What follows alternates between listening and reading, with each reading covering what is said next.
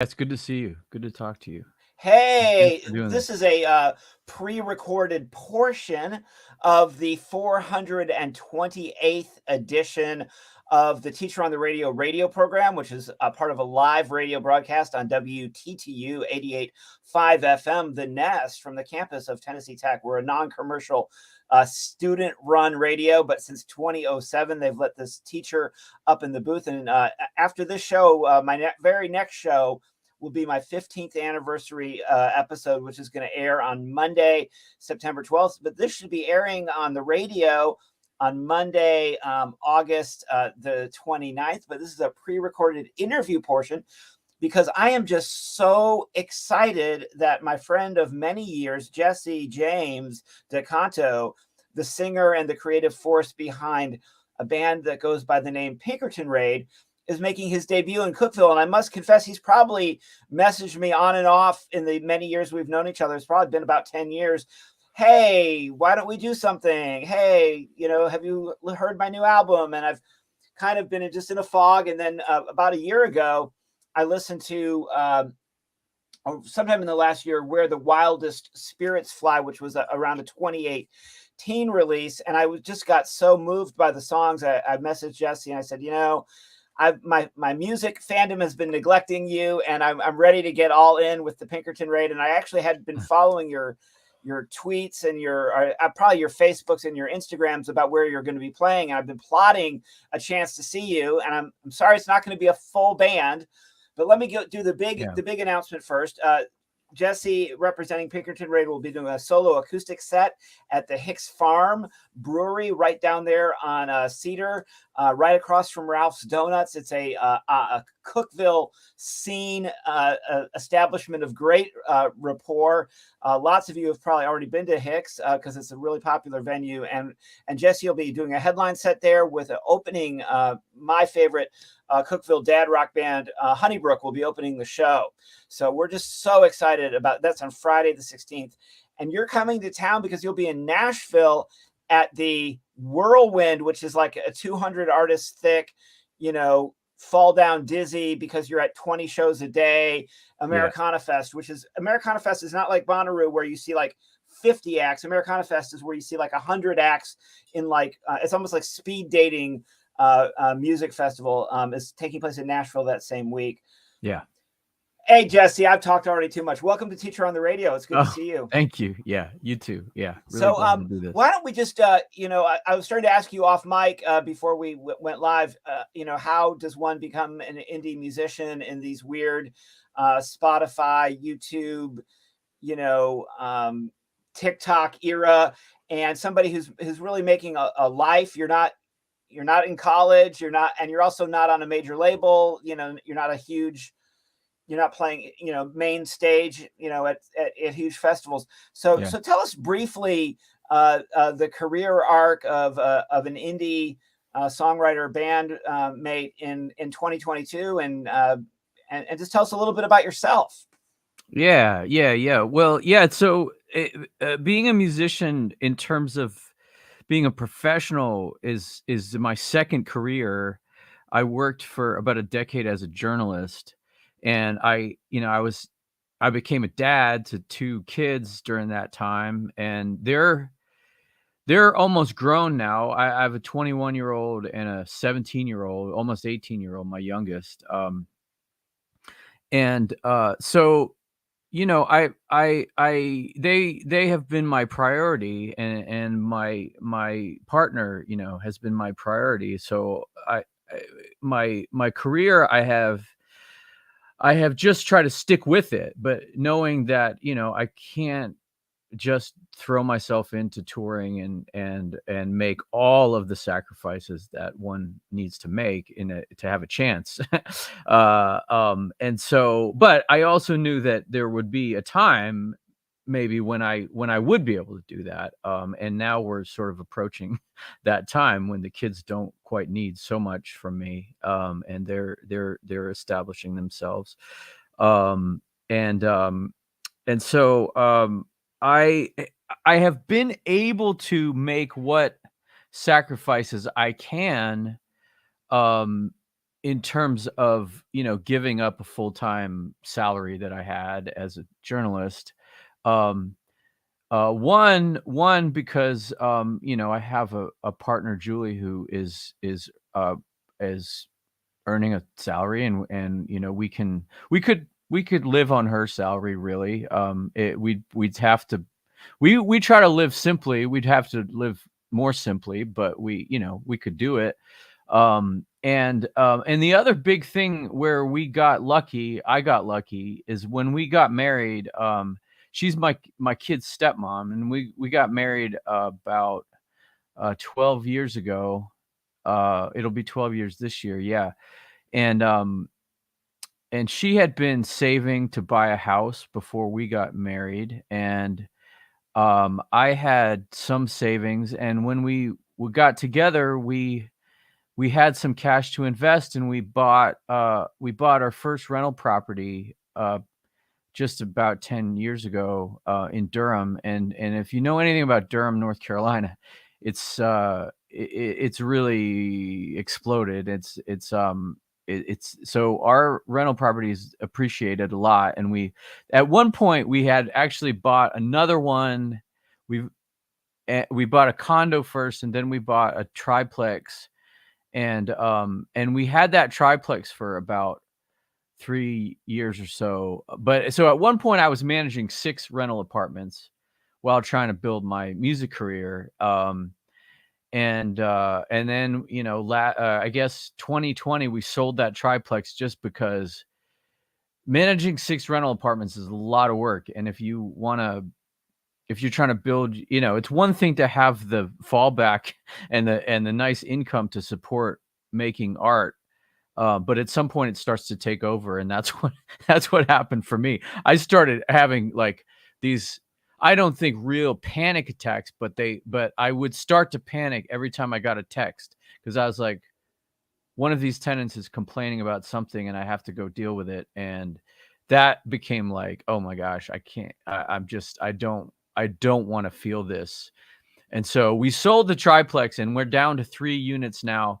But it creates a safety net so that I can pay a band, invest in PR, invest in radio promotion, and invest in other kinds of advertising to try to build this brand, so that we can have a chance to, um, well, maybe not play on a huge stage of a big festival. We'll take it if it comes, but play on a huge stage of a small festival, or a Play in the medium-sized festival. play in Yeah. the yard at Hix Farm on Yeah. Friday, September That's right. 16th, to about That's right.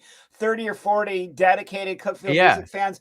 But That's I think right. the thing that I didn't realize this, your grubby, your completely unglamorous, grubby, politically incorrect side hustle. So Yeah. forgive me here, but Yeah. basically the lesson, for the kids out there, if any of Yeah. my students are listening or whatever, the Yeah. lesson is, have a grubby, unglamorous, completely, not politically correct side hustle, and then you can have an art. You can have, Yeah. you I know, mean, and that's what's teaching, worked for for me, me. Yeah. teaching has been, I love teaching and I'm passionate about it, but it's also been my day job, in Yeah. order so I can be a DJ and a poet and get to travel around some, and Yeah. be an obsessive, music fan of yours, and many others. So when did you start putting out records as Pinkerton Raid? 2012, the first one came out. I think it was 2010, probably, when I sort of first formed this band under this name. And it was like the first time. I had always played with my family, and we had a family band, and I wrote songs for that band. And then there was a point where my brother quit, and I decided, well, I'm gonna try. I want to see what happens if I make music with people who are not my family. So I went out and found guys on Craigslist, and that really didn't work. It didn't last very long, and I ended up bringing one of my younger brother and my sister into the band pretty quickly. Um, and and then, it went from there. So yeah, it's been 12. Well, it's been 10 years, I guess, since I put the first record out, and then my fifth one is coming out this year. Yeah. And So so is the entire catalog available where people get their streaming? Is there pretty much the yeah. expansive and are you still jamming? When you do tour as a band, are you still jamming with family members? No. So I did that with my brother and sister and some other people and friends, up till about 2017, I would say 2016, 2017. We made our record called Tolerance Ends, Love Begins, together, and that was like sort of the culmination of the time with Steven, my brother, and Katie, my sister. And in fact, Katie actually sang lead vocals on a few of those songs, on Tolerance Ends, and she wrote one of them. We recorded one of her songs, and then, soon after that, they both just felt like they didn't want to make all the sacrifices of the road, and all the sacrifices of all the rehearsing, and it does. What we do as musicians, as indie musicians, really doesn't make sense to most people. It's just you have to work about as hard as anybody has to work, and not get a lot of like tangible benefits back. You have to love it, and you have to soak in the intangible benefits of the human connections that you make through it. And yeah, that's just not for everybody. So Katie and Steven still helped me with some of the recording of Where the Wildest Spirits Fly. Steven played some guitar, ukulele, and they both did some. So like Steven would get involved in some of the background crowd vocals. We did choir, choral kind of stuff. Maybe we did some like hand claps and stuff, feet stomping and stuff like that. So they were both involved in that. Katie sang a bunch of harmonies on that record. And actually the new record too, Highway Moves the World, we put together a little choir to do some vocal tracking. And they both came and sang on that. So I mean, it's a little harder to pick out, if not impossible to pick out their voices. Whereas, in the past you could pick out Katie's voice, but now it was, in a crowd of 5 or 6 people. So it just sounds like a crowd of 5 or 6 people, but they both still have participated and will fill in. Steven, especially, he plays everything. So the drummer has to miss a show, I call him. The bass player has to miss a show, I call him. A guitar player has to miss a show, I might call him, because he's that kind of musician where he just picks things up quickly and plays them well. So but essentially yeah. what we're saying is that Pinkerton Raid is your project, and you have an ensemble of allies and advocates and fellow, sit in on this That's right. track. This is the group that I'm going to tour with. I'm really sorry I'm not going to get to hear the full band, only because the albums that I've been listening to recently rock. And mostly I've to become familiar, I've listened to some of the singles that are coming out on the new record. I was really grabbed by how topical of a songwriter you are. But I want to turn to this record, Where the Wildest Spirits Fly, for just a minute, because it seems like a concept album, and there's intentionally derivative concept artwork that pays homage to Where the Wild Things Are, which is a fantastic, children's story that has influenced me, when I was a kid. And then as a dad, when my child was young, we dressed them up as Max, one year for Halloween. And they were Max. And so tell me a little bit about this idea of having kind of place-based, and this actually will connect a little bit with Honeybrook, because I think a lot of their songs are really very rooted in being from Tennessee, for example. But tell me a little bit about this idea of, and it seems like maybe you only do concept albums. I don't know. You seem to be a very cinematic and very thematic songwriter. So, but tell me a little bit about this. I think it was 2018 record, Where the Wild Spirits Fly, and how you kind of arrived, because it seems very mystical and it's a very transcendent record. How did you get to this place? And that's all really insightful. I think at one level, I just don't. There's something in me that won't put out a record that has songs that aren't related to each other, or they're not connected in some way. It's really important to me as a piece of art that it coheres. And usually what happens is I don't know what that concept is until I start to look at the batch of songs that I've got in my back pocket and that I haven't recorded yet, and say, well, are these related to each other? How do they connect? And once I start to ask that question, then more songs come, then I start to sort of lean into whatever that theme is going to be. I think with Where the Wildest Spirits Fly, that was definitely happening in the background. But then on top of that, Andy, are you hearing a lot of background noise? No, you're okay. Okay. I think once I figured out how that, once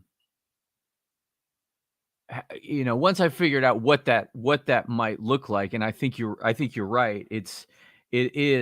I did notice, oh, I'm writing about landscapes, I'm writing about places that have impacted me, or I'm writing about places that I think symbolize something that matters in the world that we're living in today. Then I leaned into that, but the other thing that was sort of going on in the background is that this was 20, these songs would have been written 2015, 2016, 2017.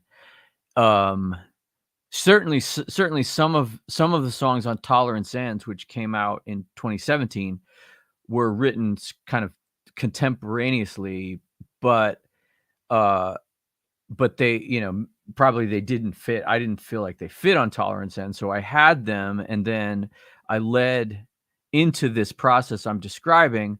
But the other thing that's happening in the background is that 2015, I started a sing-along event at a brewery in Durham called Full Steam, which is still going. I call it Songs for Humans, and it's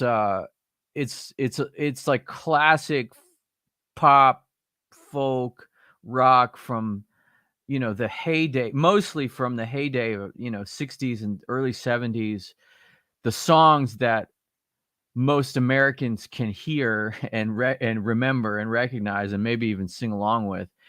And so it just got me thinking about what is the kind of song that works like that. And certainly the biggest factor is that you've just been hearing it over and over and over again for, many years and decades of your life. And that's why it's easy to sing along.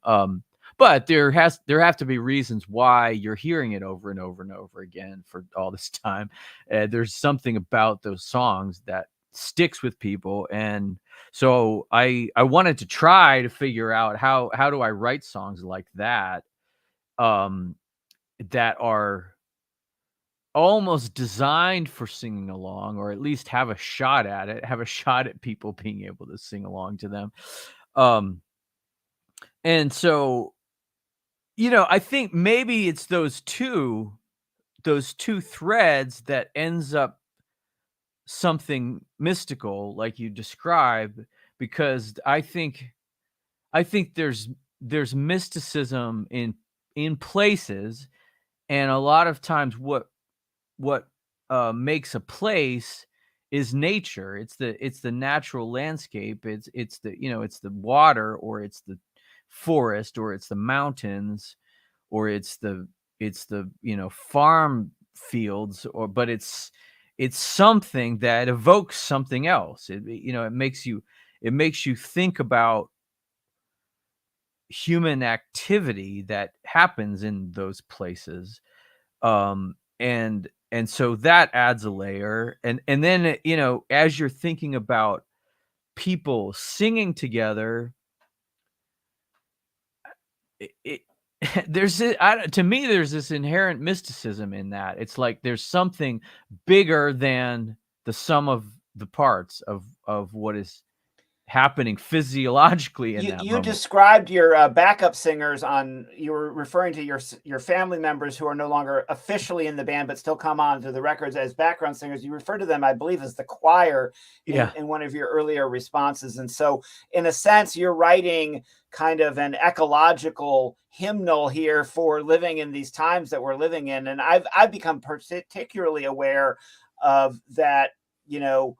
While there we can debate the solution to our climate catastrophe, we aren't going to recognize the intrinsic depth of it without being in the spaces that we want to protect. And we're just so lucky that we live in southern Appalachia, and there still are a lot of protected places, and we can still go there, and Mhm. they're quite incredible. And there are many places in North America that we as North Americans are so privileged that we can go and realize that there's still a lot left that hasn't been harmed. Yeah. It's not all been paved over as a parking lot to sing along with, big Joni. yellow taxi or Yeah. whatever. We're actually going to wrap this up because this has just flown by, and I'm going to embed this in a whole radio show. It's not going to be a podcast; it's going to be an actual radio show. So I am Teacher on the Radio. This is the 428th edition of our program. This is a pre-recorded portion. My guest has been Jesse James Deconto. He's the primary songwriter in a group called the Pinkerton Raid. Their music is available wherever you stream music. And if you want to buy physical product, I bet there'll be some to buy at Hix Farm. If you come on Friday, September the 16th, what time are we getting? Do we know what time we're getting started on the 16th? Yeah, Honeybrook will kick it off at 8 o'clock. So get Yeah. there by Yeah. 8 p.m. sharp. It'll be by that time it'll be getting dark. It'll be just gotten dark around that time. So at dusk or a little bit after dusk or right before dusk, somewhere around dusk on the 16th of September. It's a Friday night. Hix Farm is on Cedar at Spring Street, right across the street from Ralph's Donuts. Anybody in Cookeville knows exactly where this venue is. It's an iconic place at an iconic location. And Jesse's going to do a full set of his own material, and Honeybrook's going to join him for one song. We even had a member of Honeybrook hop on the live stream spontaneously and say, looking forward to playing with you, Jesse. I'm one of the two Oh, major cool. songwriters in Honeybrook, Drew Griswold. I did a whole thing with Drew's partner, Hayden Mattingly, who released the album, the Moonlight album, the new Honeybrook album under his own name, which is out there for y'all to stream. And if you could go on my website, www.teacherontheradio.com, there's a few episodes back where I feature a lot of Honeybrook songs and an interview just like this one with Hayden. So, I've been doing this for a long time, but I forgot that I could have guests on the air. So I really appreciate you're in an elite group, Jesse. I haven't had that many guests on the air. I tend to just play some songs and mumble into my microphone, whatever rant, whatever. I usually rant coherently or incoherently for a few minutes.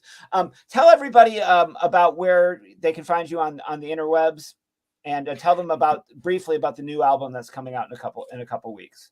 Oh, yeah, yeah. Well, yeah, I mean, just go to pinkertonraid.com, and if you like, the music that you're hearing, please sign up for our email list, because that's such an important way for us to keep in touch.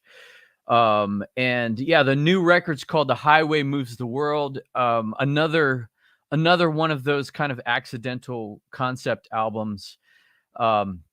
But the title track tells the story about how my whole family ended up, meaning my parents and my siblings, ended up following me, and particularly my kids, my mom's grandchildren, from New Hampshire via Northport, Florida, to Chapel Hill, Carrboro, Durham, North Carolina. And at one point, all four of my siblings were living here. because of of somewhat random uh, unfolding of life that led me and my first wife and my young children here.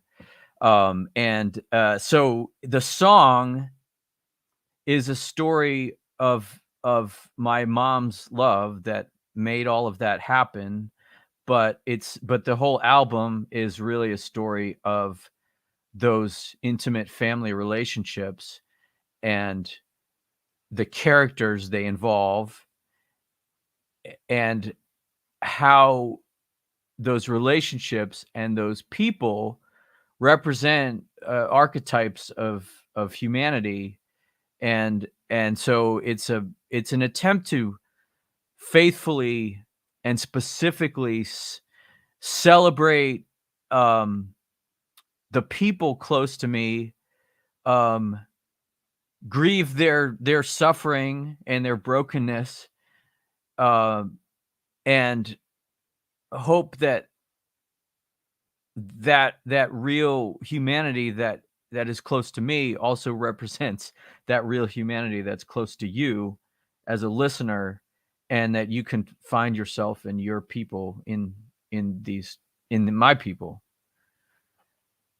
What an Yeah. incredible storyteller you are, and what a great interview you gave. And this interview portion will be sandwiched in between some of your music. And for those of you who are listening live to the live stream of this or this video dropping, we're going to wrap it up. But if you're listening to the radio show, this is going to go right back into some music by Jesse James Deconto and the Pinkerton Raid.